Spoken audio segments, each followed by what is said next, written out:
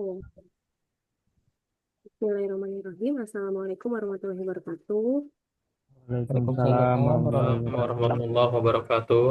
Baik, selamat siang semua teman-teman. Sebelum kita memulai diskusi pada hari ini, siang hari ini, mari kita berdoa terlebih dahulu ya teman-teman. Menurut kepercayaan masing-masing, berdoa dipersilahkan.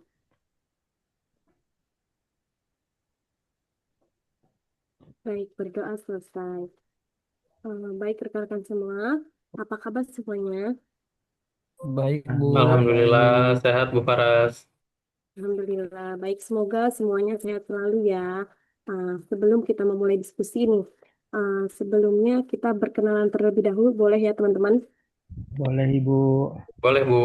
Boleh, Bu. Hmm, Mari kita mulai ya. Dari kita mulai perkenalan dari Kang Chandra. Silahkan. Baik Ibu. Assalamualaikum warahmatullahi wabarakatuh. Waalaikumsalam Assalamualaikum. warahmatullahi Perkenalkan, perkenalkan nama saya Chandra Fajar Triatmojo. Saya dari Sekretariat Daerah Kabupaten Karawang. Terima kasih. Ya, selanjutnya dari Mas Danang. Oke, baik. Terima kasih, Bu Paras. Perkenalkan, saya Danang Satu Nugroho. Instansinya yaitu di Dinas Perindustrian dan Perdagangan. Terima kasih. Ya, baik. Selanjutnya dari Kang Ismail. Silahkan Kang Ya, Ismail. izin Ibu, nama saya Ismail Ardiansyah dari Dinas Ya. Badan Penanggulangan Bencana Daerah. Terima kasih Ibu, Bapak-Bapak semua. Ya. Selanjutnya dari Pak Leo. Ya, Pak. Ya Bu, terima kasih. Iya. Saya namanya Leonard Manurung, instansi saya di Kecamatan Kota Baru. Terima kasih Bu. Oke, baik. Eh, kita sudah kenalan ya teman-teman. Jadi kita udah tahu dari masing-masing kita dari mana saja. Nah, Ibu dari se- mana Bu? oh iya, baik. Sebelumnya perkenalkan saya Farsa Sabila dari UPTD Puskesmas Paci yang akan memandu teman-teman semuanya diskusi siang hari ini ya teman-teman ya.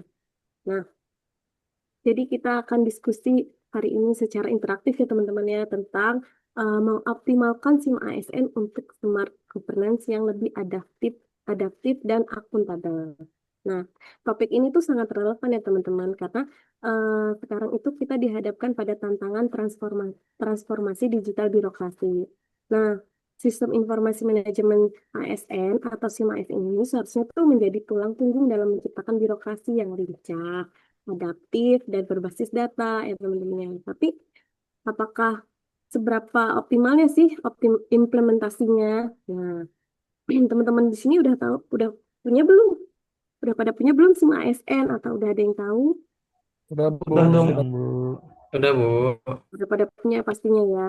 Nah, SIM ASN itu kan aplikasi ya yang dikembangkan dalam sistem digital untuk mencatat ya teman-teman, untuk memantau, terus mengelola seluruh siklus ASN. Nah, mulai dari rekrutmen, pengembangan karir, kemudian mutasinya, dan hingga pensiunnya.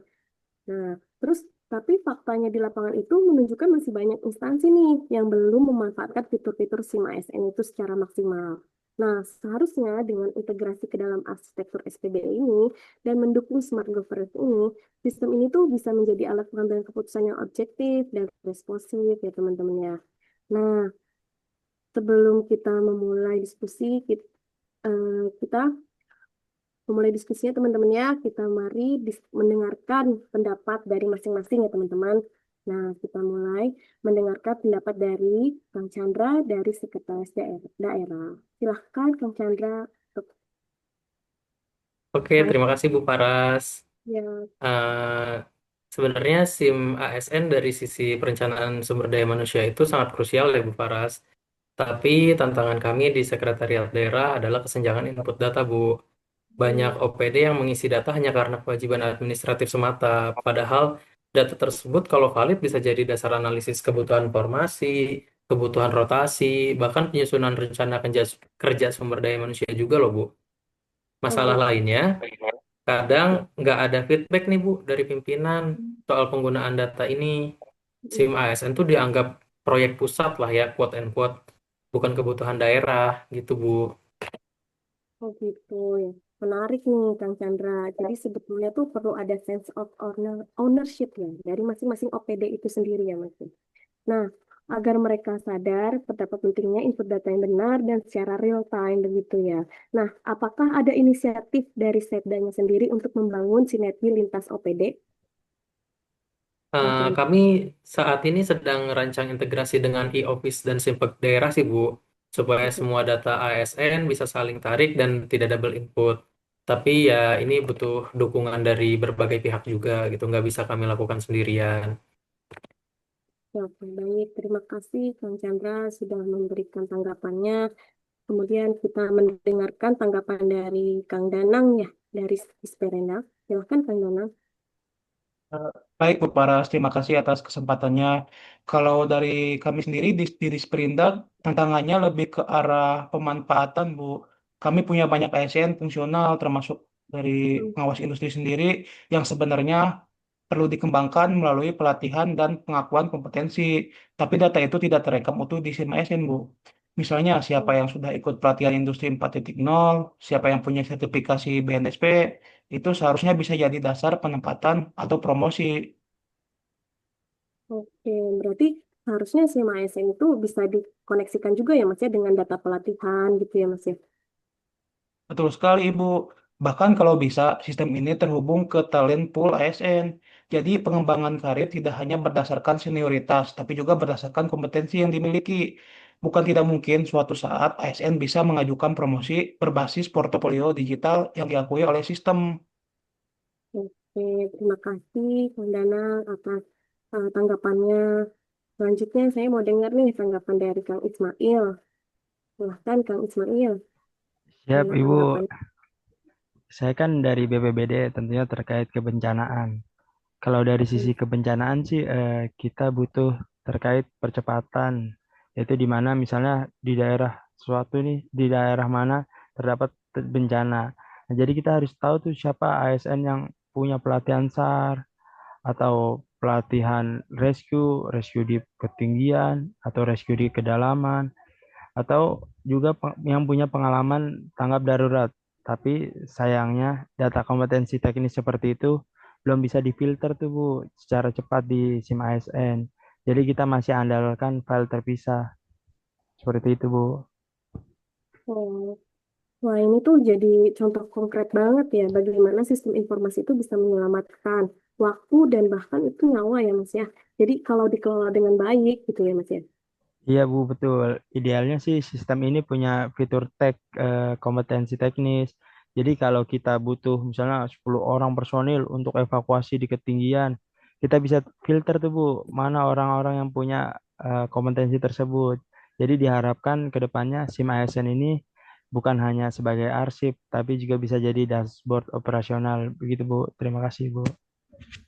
Baik, terima kasih Kang Ismail atas tanggapannya. Selanjutnya kita mendengarkan tanggapan terakhir nih dari Kang Leon. Kang Leonard, silahkan. Ya, terima kasih Bu.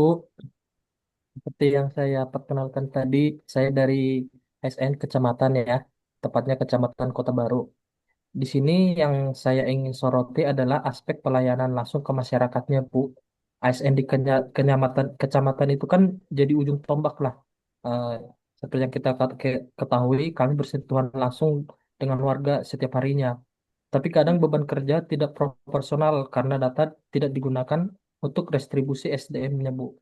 Dengan SIP ASN, sebenarnya kita bisa mengukur kinerja berbasis output pelayanan, bukan hanya absensi atau jumlah kehadirannya, Bu.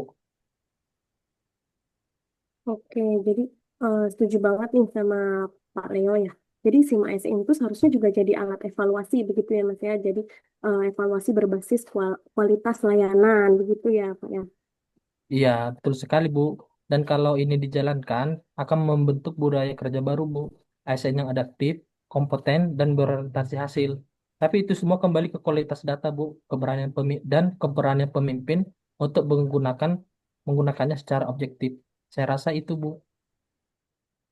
Wah, terima kasih ya Kang Leo dan semua dan Kang Chandra, Kang Ismail, Kang Danang atas tanggapannya tentang isu ini ya. Nah, saya pribadi ini sangat tercerahkan dari diskusi kita hari ini. Nah, ada beberapa poin penting yang bisa kita garis bawahi ya teman-teman ya. Jadi yang pertama, tim ASN itu bukan hanya sistem pelaporan, tapi juga fondasi smart governance itu sendiri. Nah, terus yang kedua, perlu integrasi data lintas sistem, termasuk dari pelatihan gitu ya, teman-teman yang tadi sudah disebut dari Kang Danang, kemudian kompetensi dan kinerja realnya. Nah, terus yang ketiga, ada peran aktif dari OPD-nya itu sangat penting ya teman-teman, agar sistem ini tuh hidup dan berdampak nyata. Nah, kemudian yang keempat, ada pemanfaatan data berbasis kebutuhan real, bisa meningkatkan kecepatan, akurasi, dan keadilan dalam pengelolaan ASN, gitu ya teman-teman ya. Nah, eh, baik, di sini saya akan simpulkan dan sekaligus sebagai kata penutup ya teman-teman ya. Mari kita jadikan SIM ASN itu bukan hanya sebagai alat administratif saja, tapi juga sebagai instrumen perubahan birokrasi ya teman-teman ya. Nah, baik, mungkin itu saja diskusi kita ya teman-teman ya. Terima kasih kepada Kang Chandra, Kang Danang, Kang Ismail, dan Kang Leo yang sudah bersama-sama berdiskusi kita di sesi ini. Semoga kita bisa bertemu di sesi selanjutnya. Tetap semangat dan mari kita sama-sama wujudkan ASN yang smart dan berakhlak. Terima kasih. Wassalamualaikum warahmatullahi wabarakatuh. Bu Paras izin Bu, Ya, sebelum ditutup kita bisa pose dulu Bu, mau di foto pose baik. Karawang Maju ya. Baik. Oke, teman-teman semua pose Karawang Maju. Baik. Siap, saya izin foto ya. Satu, dua, tiga. Ya, terima kasih teman-teman semuanya. Ya, terima kasih Kang Chandra. Terima kasih semuanya.